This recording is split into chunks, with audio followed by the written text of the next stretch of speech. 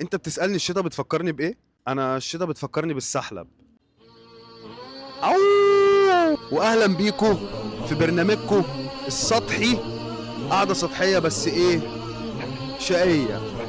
انا مش سامع تسقيف ليه يا جدعان؟ انا الشتا كمان بتفكرني بريحة كراسة الاول بطعم شبشب امي، اللي كان ليه طعم كده شبه طعم الخيار. حضرتك هتيجي تقول لي ليه طعم الخيار؟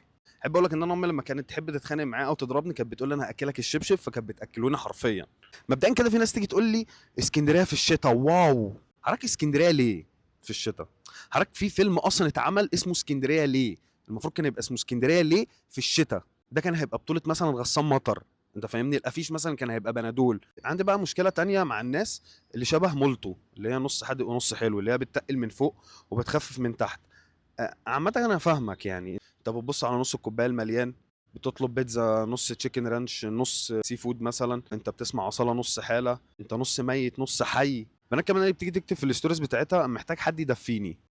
عامة انت محدش بيفهمك صح، يعني عشان بس نبقى متفقين يعني. تيجي بقى للناس اللي بتقول لك ايه، انا الشتاء بيفكرني بالاكس. لا يا معلم، انت روح اسكندريه عادي. لك التهاب العصب السابع ده افضل لك. يعني انت صارف ميراث جدك اللي كان عايش في نجريج وباع اخر حته ارض عنده عليها، وانتي كان بيقلع لك الجاكيت، البنطلون بيقلع لك كل حاجه، واللي بيفكرك بيه واللي بيفكرك بيها هي الشتاء بس. يا اولاد، عامه الشتاء بريئه منكم يعني. البنات اللي بتيجي في الشتاء بقى بتقعد تمسك المج كده، بس انا مش بعرف، مش وتقول لك انا عندي اكتئاب في الشتاء. ما تقولي ان انت عندك الدورة عادي. مش فاهم ايه المشكلة يعني. تفضلي تمسكي تقعدي تمط في ام الكم، تمط في ام الكم. حركة تنسيتي مهمة الكم الأساسية هي ايه؟ أنف. كمان الناس اللي بتستنى المطر عشان تنزل تتصور تحته، تقعد تجري ووو يلا بينا ومطره وبتاع. عارف انت ما جربتش يبقى معاك شاومي 9 او نوت 9 وتنفخ فيه يفصل، فانت موبايلك صدق اثيوبيا فبختك يعني انت احمد ربنا واسكت. واخيرا وليس اخيرا، الناس بقى اللي بتتخن 40 كيلو في الشتاء بحجه ان الشتاء بتجوع. حضرتك هي مش بتمطر ميه مخلل، ريحه الندى دي مش ريحه شوربه كريمه بالمشروم، فيعني ما تجيبهاش في الشتاء. في ناس تيجي تقول لك بقى اكتئاب شتوي. اكتئاب شتوي ايه يلا؟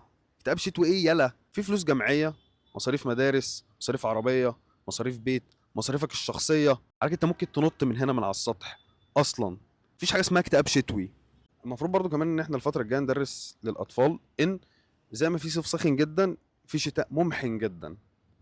شكرا. اه، انا خلصت.